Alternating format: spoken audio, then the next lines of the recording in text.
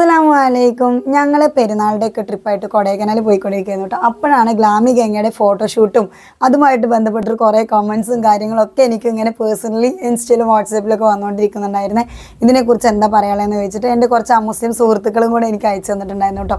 അപ്പോൾ ഞാൻ വിചാരിച്ചു അവർക്കും കൂടെ വേണ്ടിയിട്ട് ഈ ഒരു വീഡിയോ ചെയ്യാന്നുള്ളത്. ഞാൻ അതിനകത്ത് കമൻറ്റ് സെക്ഷനിൽ കണ്ടിട്ടുണ്ടായിരുന്ന കുറച്ച് കാര്യങ്ങളും ബാക്കിയുള്ളതും കൂടെ പറയാം. ആദ്യം കാര്യം എന്താണെന്ന് അറിയാത്തവർക്ക് കാര്യത്തിൽ നിന്ന് തുടങ്ങാം. പെരുന്നാളുമായിട്ട് ബന്ധപ്പെട്ടിട്ട് വിഷസ് അറിയിക്കാൻ വേണ്ടി ഗ്ലാമി ഗംഗ, നിങ്ങൾക്ക് എല്ലാവർക്കും അറിയുന്നതാണെന്ന് വിചാരിക്കണം. എൻ്റെ പേഴ്സണൽ ഫേവറേറ്റ് യൂട്യൂബർ അല്ലെങ്കിൽ ഇൻഫ്ലുവൻസേഴ്സിൽ ഒരാളാണ് കേട്ടോ Glamy Ganga. Such a pure soul എന്ന് വേണമെങ്കിൽ പറയാം. മാഷാഅല്ലാഹ്, കാണുമ്പം നമുക്കിങ്ങനെ അത്രയും ഇൻസ്പയറിംഗ് ആയിട്ട് തോന്നുന്നൊരു കുട്ടിയാണ്. ആ കുട്ടിയുടെ സ്വന്തം എഫേർട്ട് കൊണ്ട് ഫാമിലി മുന്നോട്ട് കൊണ്ടുപോകുന്നു. ഒന്നുമില്ലായ്മയിൽ നിന്ന് വളർന്നു വന്ന ഒരു യൂട്യൂബറാണ്. അൽഹംദുലില്ലാഹ്, നമുക്ക് കാണുമ്പോൾ ശരിക്കും നമ്മൾ മനസ്സുകൊണ്ട് നന്നായി വരണമെന്ന് ആഗ്രഹിക്കുന്ന കുറച്ച് യൂട്യൂബേഴ്സിൽ ഒരാളായിട്ട് വേണമെങ്കിൽ പറയാം. അത്രയും എനിക്ക് ഭയങ്കര ഇഷ്ടമുള്ളൊരു കുട്ടിയാണ് ഗ്ലാമി ഗംഗ. ഈ കുട്ടി പെരുന്നാൾക്ക്, അതായത് നമ്മൾ പലപ്പോഴും കണ്ടിട്ടുണ്ടെങ്കിൽ ശ്രീകൃഷ്ണ ജയന്തിക്കൊക്കെ മുസ്ലിംസ് ഒരുപാട് പേര് കൃഷ്ണൻ്റെ വേഷമൊക്കെ നമ്മുടെ കുട്ടികളെ കെട്ടിച്ചിട്ട് കാണാറുണ്ട്. അപ്പോൾ അതേപോലെ പെരുന്നാൾക്ക് ഒരു മേക്ക് ഓവർ ചെയ്താൽ, അല്ലാണ്ടും മേക്ക് ഓവേഴ്സ് നമ്മൾ ഒരുപാട് ബ്യൂട്ടി ബ്ലോഗേഴ്സൊക്കെ പല തരത്തിലുള്ള മേക്ക് ഓവേഴ്സ് ചെയ്യാറുണ്ട്. അപ്പോൾ പെരുന്നാൾക്ക് ഒരു മേക്ക് ഓവർ ചെയ്തിട്ട് ഒരു ഫോട്ടോഷൂട്ട് നടത്തിയതായിരുന്നു ഗ്ലാമി ഗംഗ. അബായ ഇട്ട് അതിൽ ഖുർആൻ ഹോൾഡ് ചെയ്തുകൊണ്ട്, ഖുർആൻ ഇങ്ങനെ പിടിച്ചുകൊണ്ട് എടുത്ത ഒരു ഫോട്ടോഷൂട്ടിൻ്റെ വീഡിയോ. അതിനകത്ത് ഒരുപാട് പേര് ഫോട്ടോഷൂട്ടിൻ്റെ കമ്മ്യൂണിറ്റി പോസ്റ്റ് ഫോട്ടോസ് ഇട്ടാൽ, അപ്പോൾ അതിനകത്ത് ഒരുപാട് പേര് കമൻറ്റ് ഇട്ടിട്ടുണ്ടായിരുന്നു ഈ പണി ചെയ്യണമെന്ന്. കുറച്ച് ആളുകൾ വളരെ രൂക്ഷമായിട്ട് ഇട്ടിട്ടുണ്ടായിരുന്നു. നിങ്ങൾക്ക് അറിയില്ല എന്നുണ്ടെങ്കിൽ അറിവുള്ളവരടുത്ത് ചോദിക്കണം, എല്ലാം കൊണ്ടും കളിക്കുന്നത് പോലെ ഖുർആൻ കൊണ്ട് കളിക്കാൻ പാടില്ല എന്നൊക്കെ പറഞ്ഞിട്ട് വളരെ രൂക്ഷമായിട്ട് സംസാരിച്ചിട്ടുണ്ടായിരുന്നു. കുറേ ആളുകൾ പറഞ്ഞിട്ടുണ്ടായിരുന്നു ഉളു ഇല്ലാണ്ട് ഇങ്ങനെ ഖുർആൻ തൊടാൻ പാടില്ല. രണ്ടാമത്തെ കാര്യം, ഫോട്ടോഷൂട്ടിന് വേണ്ടിയിട്ട് ഒരു പ്രോപ്പർട്ടി ആയിട്ട് ഖുർആൻ ഉപയോഗിച്ച് ശരിയായിട്ടില്ല എന്നുള്ള രീതിയിൽ മാന്യമായിട്ട് ആ കാര്യങ്ങൾ പറഞ്ഞിട്ടുണ്ടായിരുന്നു. ഇതിൻ്റെ ഇടയിൽ കൂടെ കുറച്ച് വർഗീയത ഉള്ള ആളുകൾ അല്ലെങ്കിൽ ഇസ്ലാമോഫോബിക് ആയിട്ടുള്ള ആളുകൾ പറയുന്നുണ്ടായിരുന്നു ഇവരെ ഒറ്റപ്പെടുത്തേണ്ടുന്ന ആളുകളാണ്, ഇവർക്കൊക്കെ വിശ്വാസം അറിയിക്കാൻ വേണ്ടിയിട്ട് മെനക്കെട്ട ഗംഗനെ പറഞ്ഞാൽ മതി, സ്വന്തം ഐഡൻറ്റിറ്റി പണയം വെച്ചിട്ട് ഇങ്ങനത്തെ കാര്യങ്ങൾ ചെയ്യേണ്ട കാര്യമുണ്ടോ എന്നൊക്കെ ചോദിച്ചിട്ട് കുറേ പേര് പറയുന്നുണ്ടായിരുന്നു. അപ്പോൾ ഇതിൽ എൻ്റെ ഒപ്പീനിയനാണ് കുറേ ആളുകൾ ചോദിച്ചിട്ടുണ്ടായിരുന്നത്. ആൻഡ് ഞാൻ എൻ്റെ ഒപ്പീനിയൻ പറഞ്ഞുതരാം. ഒന്നാമത്തെ കാര്യം, ഖുർആൻ എന്നുള്ളത് ലോകത്തുള്ള മുഴുവൻ ആളുകൾക്കും വേണ്ടി അല്ലെങ്കിൽ ലോകത്തിന് മുഴുവൻ സമാധാനമായിട്ട് ഇറക്കിയിട്ടുള്ളൊരു സംഭവമാണ് ഖുർആൻ.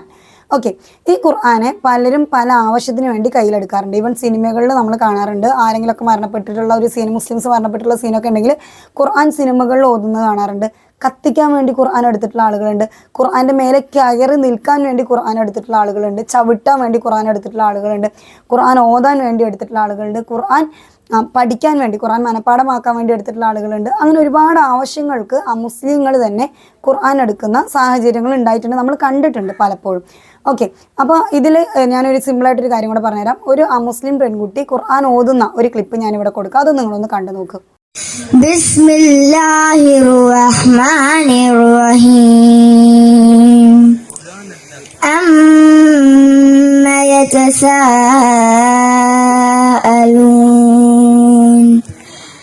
അനിൻ നബഇൽ അളീം الذي هم فيه مختلفون كلا سيعلمون ثم كلا سيعلمون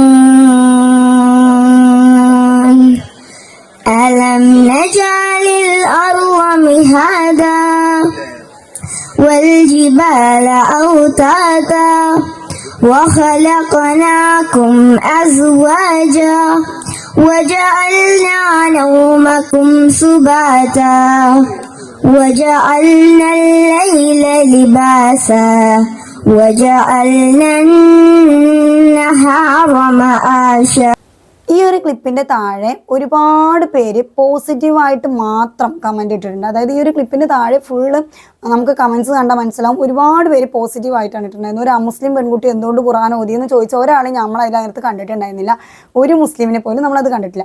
അപ്പോൾ ഖുർആൻ ഇപ്പോൾ ഖുർആനിൻ്റെ അറബി ഉള്ള ലിപി ഉള്ള ഒരു ഒറിജിനൽ ഖുർആൻ ഒരാളെ കയ്യിൽ കിട്ടിക്കഴിഞ്ഞാൽ ഈവൻ മുസ്ലിംസിന് പോലും അത് വേണ്ട രീതിയിൽ ഹാൻഡിൽ ചെയ്യാൻ അറിയുന്ന എത്ര പേരുണ്ടെന്നുള്ള കാര്യം സംശയമാണ്. അതായത് നമ്മുടെ മുസ്ലിം കമ്മ്യൂണിറ്റിയിൽ പോലും ഖുർആൻ്റെ അർത്ഥം മനസ്സിലാക്കി തഫ്സീർ മീൻസ് അർത്ഥം, അതിൻ്റെ വിശദീകരണം മനസ്സിലാക്കി, അതേപോലെ അതിൻ്റെ ഗ്രാമർ മനസ്സിലാക്കി ഓതുന്ന എത്ര പേരുണ്ട്, അതിൻ്റെ ശൈലി, കുറേ നിയമങ്ങളുണ്ട്, ഓരോ അക്ഷരങ്ങൾ വരേണ്ടുന്ന സാഹചര്യം, ഇതെല്ലാം മനസ്സിലാക്കി ഖുർആൻ പാരായണം ചെയ്യുന്ന മുസ്ലിങ്ങൾ തന്നെ എത്ര പേരുണ്ട് എന്നുള്ളത് നമുക്ക് ഇന്നത്തെ കാലത്ത് ഒരു ചോദ്യചിഹ്നമാണ്. ഓക്കെ, അപ്പോൾ ഈ ഖുർആനെ കുറിച്ച് നിങ്ങൾക്ക് ഇത്രയും പറഞ്ഞു തന്നിട്ടുള്ള ആളുകളാണെങ്കിൽ പോലും അപ്പോൾ ഈ ഖുർആൻ എടുക്കേണ്ടുന്ന ബേസിക് റൂൾസിൽ ഒന്നാണ് ഉളു ഉണ്ടായിരിക്കുക. അതായത് കൈ കഴുകുക, കാല് കഴുകുക, മുഖം കഴുകുക, വായിൽ വെള്ളം കുപ്പിക്കുക എന്നുള്ളൊരു പ്രൊസീജിയർ ഉണ്ട് ഇസ്ലാമിൽ.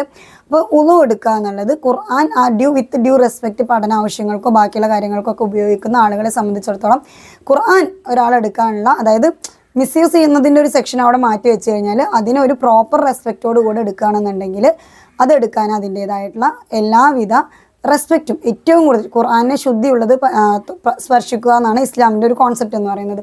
അപ്പോൾ ഇസ്ലാം ഒരു വിശ്വാസി ആയതുകൊണ്ട് തന്നെ നമ്മുടെ ഒരു മതത്തിൻ്റെ ഒരു എന്താ പറയുക ഒരു ഐഡൻറ്റിറ്റി കൂടെയാണ് നമ്മുടെ ഈ ഖുർആൻ എന്ന് പറയുന്നത്. അപ്പോൾ ഖുർആൻ എടുക്കാൻ അതിൻ്റേതായ ഫോർമാലിറ്റീസ് ഉണ്ട്. അപ്പോൾ ഒളു എടുത്തിട്ട് ആ ഖുർആൻ എടുക്കുക എന്നുള്ളത് ഇത് മുസ്ലിങ്ങൾക്ക് മാത്രമല്ല, മുസ്ലിംസിനും സ്ത്രീകൾക്കും പുരുഷന്മാർക്കും ഒക്കെ ഈ നിയമം മാൻഡേറ്ററി ആണ്. പിന്നെ പഠന ആവശ്യങ്ങൾക്ക് പഠിക്കുന്ന ഒരാൾക്ക് ഖുർആൻ പഠനാവശ്യത്തിന് വേണ്ടിയിട്ട് ഒളു ഇല്ലാതെ തൊടാം, നമുക്ക് എടുക്കാമെന്നുള്ളത്. അപ്പോൾ അത് നമുക്ക് വേണമെങ്കിൽ പഠനാവശ്യത്തിനാണെങ്കിൽ ഒളു ഇല്ലാതെ ഖുർആൻ എടുക്കാം. പിന്നെ എൻഡ് ഓഫ് ദി ഡേ ഹൃദയത്തിലോട്ടാണ് അള്ളാൻ്റെ നോട്ടം. അപ്പോൾ ഹൃദയം പ്യുവർ ആണെങ്കിൽ ഓക്കെ എന്നുള്ളൊരു കോൺസെപ്റ്റ്. ഇപ്പോൾ ഗ്ലാമി ഗംഗയുടെ കേസിൽ ഗ്ലാമി ഗംഗ പറയുന്നുണ്ട് ഒരു അമുസ്ലിമിന് ഖുർആൻ എടുക്കാൻ പാടില്ല എന്ന് എനിക്കറിയില്ലായിരുന്നു എന്നുള്ളത്. അമുസ്ലിമിന് ഖുർആൻ എടുക്കാം പഠനാവശ്യത്തിനാണെങ്കിൽ തീർച്ചയായിട്ടും എൻ്റെ അറിവ് ശരിയാണെങ്കിൽ ഖുർആൻ എടുക്കാം, അവിടെ ഒളുവിൻ്റെ ആവശ്യമില്ല. ഇപ്പോൾ ഈ പറയുന്ന ഒരുപാട് ആളുകൾ ഖുർആൻ വായിച്ചും പഠിച്ചും ഇസ്ലാം മതം സ്വീകരിച്ച ഒരുപാട് ആളുകൾ വ്യക്തികളെ ജസ്റ്റ് ഒന്ന് യൂട്യൂബ് നോക്കിയാൽ ഗൂഗിൾ നോക്കിയാൽ നമുക്ക് അറിയാൻ പറ്റും. ഒരുപാട് ഫേമസ് സെലിബ്രിറ്റീസ് വരെ ഖുർആൻ മനസ്സിലാക്കി മതം സ്വീകരിച്ച ആളുകളുണ്ട്. ഇവരെല്ലാം ഖുർആൻ പഠിച്ചിട്ടല്ല ഖുർആൻ എടുത്തത്. നമ്മൾ തന്നെ എല്ലാ കാര്യങ്ങളും എന്തെങ്കിലും ഡൗട്ട് വരുമ്പോൾ നിങ്ങൾ പോയിട്ട് ഖുർആൻ നോക്കുമെന്ന് പറയും. പക്ഷേ ഖുർആൻ ആരും തൊടാൻ പാടില്ല എന്നുള്ളൊരു സിസ്റ്റം നമ്മൾ പറയുന്നത് അതതിൻ്റെ ശരിയായിട്ടുള്ളൊരു രീതിയല്ല. പക്ഷെ അടുത്തൊരു കാര്യം എന്ന് പറഞ്ഞാൽ ഖുർആനെ ഫോട്ടോഷൂട്ടിൻ്റെ പ്രോപ്പർട്ടി ആയിട്ട് യൂസ് ചെയ്തു എന്നുള്ളതാണ്. അപ്പോൾ ഖുർആനെ ഇങ്ങനെ ഫോട്ടോഷൂട്ടിൻ്റെ പ്രോപ്പർട്ടി ആയിട്ട് ഡിസ്റെസ്പെക്റ്റ് ചെയ്യുന്ന രീതിയിൽ യൂസ് ചെയ്യുന്നു എന്നുള്ളത് പലരെ സംബന്ധിച്ചിടത്തോളം അത് ഭയങ്കരമായിട്ട് പേഴ്സണലി ഹേർട്ട് ചെയ്യുന്ന ആളുകൾ കുറേ പേരുണ്ടാവും. അതിപ്പോൾ ഈ പറയുന്ന പോലെ ഗ്ലാമി ഗംഗയുടെ കേസിലോ അല്ലെങ്കിൽ ഒരു അമുസ്ലിമിൻ്റെ കേസിലോ മാത്രമല്ല, ഈവൻ മുസ്ലിംസ് വരെ ഇപ്പോൾ റീൽസിലായിക്കോട്ടെ, മുസ്ലിംസ് ചിലപ്പോൾ റീൽ ചെയ്യുമ്പോൾ ആളുകൾ പറയാറുണ്ട്, ചിലവർ പറയുന്നത് മോട്ടിവേഷന് വേണ്ടിയിട്ടാണ് നിസ്കരിക്കുന്നത് ഖുർആൻ ഓതുന്നതൊക്കെ നമ്മൾ കാണിച്ചു കൊടുക്കുന്നത് എന്നുള്ളത്. അതല്ലാതെ പക്ക ഫോട്ടോഷൂട്ടിന് വേണ്ടി എന്താ പറയുക അങ്ങനെ എടുത്തിട്ട് ഷൂട്ട് ചെയ്യുന്ന ആളുകളുണ്ട്. അപ്പോൾ അതിൻ്റെയൊക്കെ താഴെ ഇതേപോലെയുള്ള കുറേ കമൻറ്റ്സ് നിങ്ങൾക്ക് കാണാനായിട്ട് പറ്റും. കുറേ ആളുകൾ പറയാറുണ്ട് ഡിസ്റെസ്പെക്റ്റ് ചെയ്യില്ലേ, താഴെ വെക്കല്ലേ ഖുർആനെ, അതേപോലെ ഫോട്ടോ എടുക്കാൻ വേണ്ടിയിട്ടുള്ളൊരു മെറ്റീരിയൽ ആയിട്ട് യൂസ് ചെയ്യല്ലേ, ഒരു പ്രോപ്പർട്ടി ആയിട്ട് യൂസ് ചെയ്യല്ലേ എന്ന് മുസ്ലിംസിനോടും പറയുന്ന ആളുകളെ നിങ്ങൾക്ക് കാണാനായിട്ട് പറ്റും. അപ്പോൾ ഇവിടെ കുറേ ആളുകൾ പറയുന്നുണ്ടായിരുന്നു ഇവരേനെ കോർണർ ചെയ്യണം, ഒറ്റപ്പെടുത്തണം ഈ ഒരു മതവിഭാഗത്തെ. ഇപ്പോൾ കണ്ടില്ലേ എത്രമാത്രം തീവ്രമായിട്ടാണ് അവർ പ്രതികരിക്കുന്നത് എന്നുള്ളതെന്നൊക്കെ. ശരിക്കും പറഞ്ഞാൽ ഗംഗയുടെ ഐഡൻറ്റിറ്റി വിട്ടിട്ട് ഇതുപോലെ വന്നിട്ട് നമുക്കൊരു മുസ്ലിംസിൻ്റെ ഒരു മേക്ക് ഓവർ ചെയ്ത് വന്ന് വിഷസ് ചെയ്ത് എന്നൊക്കെ പറയുന്നുണ്ടെങ്കിൽ ഗംഗയുടെ പ്രൊഫഷൻ്റെ ഭാഗം കൂടെ ആയിട്ടാണ് ആ കുട്ടി അത് ചെയ്തത്. അല്ലാതെ സ്വന്തം ഐഡൻറ്റിറ്റി മാറ്റി വെച്ച് വേറൊരു സംഭവമായിട്ട് വന്ന് വിഷ് ചെയ്ത് ആത്മാർത്ഥമായിട്ടൊരു വിഷസ് അറിയിക്കണമെങ്കിൽ പെരുന്നാൾ ആശംസകൾ എന്ന് പറഞ്ഞാൽ തന്നെ തീരുന്നൊരു കേസാണ്. പക്ഷേ അവരവരുടെ എക്സ്ട്രീംലി ചെയ്യാനായിട്ട് ശ്രമിച്ചു. അതിൽ ഖുർആൻ ഒരു പ്രോപ്പർട്ടി ആയിട്ട് യൂസ് ചെയ്തു എന്നുള്ളതാണ്. അത് രണ്ട് രീതിയിൽ എടുക്കുന്ന ആളുകൾ ഉണ്ടായിരിക്കാം. അപ്പം അതിൻ്റെ ഇടയിൽ കൂടെ കൊണ്ടുവന്നിട്ട് വർഗീയത കുത്തിക്കയറ്റി ഇവരെ കോർണർ ചെയ്യണം, ഇവരിങ്ങനെ തീവ്രമായിട്ടുള്ള ആളുകളാണെന്നൊക്കെ പറയുന്നതിന് മുമ്പേ എനിക്ക് ഈ കാര്യത്തിൽ ഗംഗേനെ അല്ല കുറ്റം പറയാനുള്ളത്. ഗംഗയ്ക്ക് ഖുർആൻ കൊടുത്ത വ്യക്തികളെയാണ്. ഖുർആൻ കൊടുക്കുന്ന സമയത്ത് നിങ്ങൾ വൃത്തിയായിട്ട് പറയണമായിരുന്നു ഖുർആൻ തൊടാനൊരു എന്താ പറയുക ഒരു നിബന്ധനയുണ്ട്, അത് ഉളു ആണെന്നുള്ളത്. ഗംഗയ്ക്ക് അറിയില്ല, പക്ഷെ നിങ്ങൾക്കറിയാം. ഓക്കെ, അറിവില്ലാത്ത ഒരാൾക്ക് പറഞ്ഞു കൊടുക്കുന്നത് ഏറ്റവും സൗമ്യമായ ഭാഷയിലായിരിക്കണം. അത് ദീനിൻ്റെ ഏറ്റവും പ്രാഥമികമായിട്ടുള്ളൊരു ഭാഗമാണ്, ഇസ്ലാമിൻ്റെ ഏറ്റവും പ്രാഥമികമായിട്ടുള്ളൊരു ഭാഗമാണ്. ഇങ്ങനെ രൂക്ഷമായി വിമർശിച്ചിട്ടല്ല നമ്മളത് പറഞ്ഞു കൊടുക്കേണ്ടത്. ഏറ്റവും മാന്യമായ ഭാഷയിൽ ഏറ്റവും താഴ്മയോടെ വേണം പറഞ്ഞു കൊടുക്കാൻ. നിങ്ങൾക്ക് പറ്റിപ്പോയൊരു മിസ്റ്റേക്കാണ് അത് എന്നുള്ള കാര്യം നിങ്ങൾ പറയുമ്പോൾ നീ എങ്ങനെ അങ്ങനെ തൊടുക, നിനക്കൊരു പ്രോപ്പർട്ടി ആയിട്ട് യൂസ് ആക്കാനുള്ളതാണോ ഖുർആൻ എന്നൊക്കെ ചോദിക്കുന്നതിന് പകരം എന്താണോ നമ്മളെ പഠിപ്പിക്കുന്നത്, ഏതാണോ നമ്മുടെ കുഞ്ഞുങ്ങൾക്ക് പറഞ്ഞു കൊടുക്കുന്നത്, ആ രീതിയിൽ വേണം അറിവില്ലാത്ത ഒരാൾക്ക് ദീനിനെ കുറിച്ച് പറഞ്ഞു കൊടുക്കാൻ. നിങ്ങൾക്ക് പറഞ്ഞു കൊടുക്കാൻ അതിനുള്ള കഴിവ്. ഇപ്പോൾ എനിക്ക് മാന്യമായി സൗമ്യമായി പറഞ്ഞു കൊടുക്കാൻ കഴിവില്ലെങ്കിൽ ഞാൻ ചുമ്മാ മാറി നിൽക്കുക. അതല്ലാണ്ട് ഞാൻ കയറി ഷൗട്ട് ചെയ്യുന്നതിനോട് എനിക്ക് പ്രത്യേകിച്ച് യോജിപ്പൊന്നുമില്ല. അപ്പോൾ കമൻറ്റ് സെക്ഷനിൽ അങ്ങനെ ആരെങ്കിലുമൊക്കെ ഇങ്ങനെ ഹേർട്ട് ചെയ്യുന്ന രീതിയിൽ എന്തെങ്കിലും കമൻറ്റ് ഇട്ടുണ്ടെങ്കിൽ എന്താ പറയുക, ഞാനും ആ ഒരു മതത്തെ പ്രതിനിധീകരിക്കുന്ന അല്ലെങ്കിൽ ആ ഒരു മതവിശ്വാസി ആയതുകൊണ്ട് തന്നെ ഞാൻ ഗംഗയോട് ആത്മാർത്ഥമായിട്ട് മാപ്പ് പറയാണ്. Really very sorry. അവരുടെ അറിവില്ലായ്മ കൊണ്ട് അവർക്ക് പറ്റിപ്പോയിട്ടുള്ളൊരു കാര്യമായിരിക്കും. പിന്നെ ഗംഗയ്ക്ക് ഈ ഖുർആൻ കൊടുത്ത ഫാമിലിയിലുള്ള ആളുകളോടാണ് എനിക്ക് പറയാനുള്ളത്, ഫോട്ടോഷൂട്ടിന് ഒരു മെറ്റീരിയൽ ആയിട്ട് അല്ലെങ്കിൽ ഒരു പ്രോപ്പർട്ടി ആയിട്ടൊക്കെ ഖുർആൻ യൂസ് ചെയ്യുമ്പോൾ ഇങ്ങനെ കുറേ കാര്യങ്ങൾ ഉണ്ടാവും എന്നുള്ളത് ആ കുട്ടിക്ക് അറിയില്ലെങ്കിലും നിങ്ങൾക്ക് അറിയാവുന്ന ഒരു കാര്യമായിരിക്കും. പിന്നെ ഖുർആൻ്റെ പരിഭാഷ എന്ന് പറയുന്നത് ഏതൊരു മനുഷ്യനും എടുത്ത് വായിക്കാവുന്ന ഒരു കാര്യമാണ്. ഓക്കെ, അവിടെ ഹിന്ദു, മുസ്ലിം, ക്രിസ്ത്യൻ അങ്ങനെ ഒന്നുമില്ല. ഏത് ജാതി, ഏത് മതം, ഏത് ജെൻഡർ ആളുകൾക്ക് വേണമെങ്കിലും ഖുർആൻ എടുത്ത് വായിക്കാം, ഖുർആൻ പഠിക്കാം, എല്ലാം ചെയ്യാവുന്ന ഒരു കാര്യമാണ്.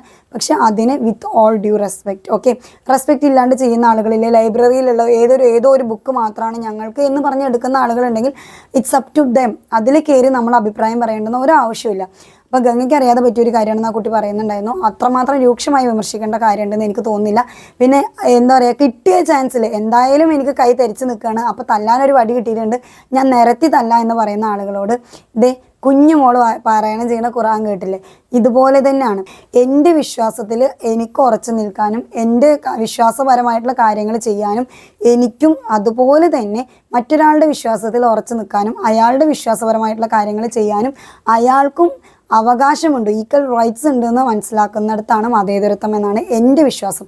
അല്ലാണ്ട് ഞാൻ അമ്പലത്തിൽ പോയിട്ട് പൂജ നടത്തുകയും മറ്റുള്ള കുട്ടികൾ എൻ്റെ ആരാധനാകർമ്മങ്ങൾ വന്ന് അല്ലെങ്കിൽ മുസ്ലിമായിട്ടുള്ള ആളുകൾ വന്നിട്ട് കുറച്ച് നിസ്കരിക്കുകയും നോമ്പെടുക്കുകയും ചെയ്യുന്നതാണ് മതേതരത്വം എന്നുള്ളത് എനിക്ക് തോന്നുന്നില്ല. ഞാൻ മനസ്സിലാക്കിയ മതേതരത്വം എൻ്റെ വിശ്വാസം, എൻ്റെ ജെൻഡർ, അതേപോലെ എന്തൊരു കാര്യമാണെങ്കിലും അതാണ് ഈക്വാലിറ്റി, അതാണ് ഫ്രീഡം എന്നാണ് ഞാൻ വിശ്വസിക്കുന്നത്. ഇപ്പം ഞാൻ ട്രാൻസ്ജെൻഡർ ആണ് അല്ലെങ്കിൽ ട്രാൻസ്ഫോമൺ ആണെന്നുണ്ടെങ്കിൽ എൻ്റെ ഐഡൻറ്റിറ്റി കീപ്പ് ചെയ്യാനുള്ള എൻ്റെ പ്രൈവസി അല്ലെങ്കിൽ എൻ്റെ റൈറ്റ്, അതേപോലെ എൻ്റെ വിശ്വാസങ്ങൾക്കനുസരിച്ച് അത് മറ്റുള്ളവരെ വ്രണപ്പെടുത്താത്ത രീതിയിൽ എൻ്റെ വിശ്വാസങ്ങൾ ക്യാരി ചെയ്യുന്നതാണ് ഈക്വൽ ആയിട്ടുള്ള റൈറ്റ്സും ഈക്വൽ ആയിട്ടുള്ള മതേതരത്വം എന്നാണ് എൻ്റെ വിശ്വാസം.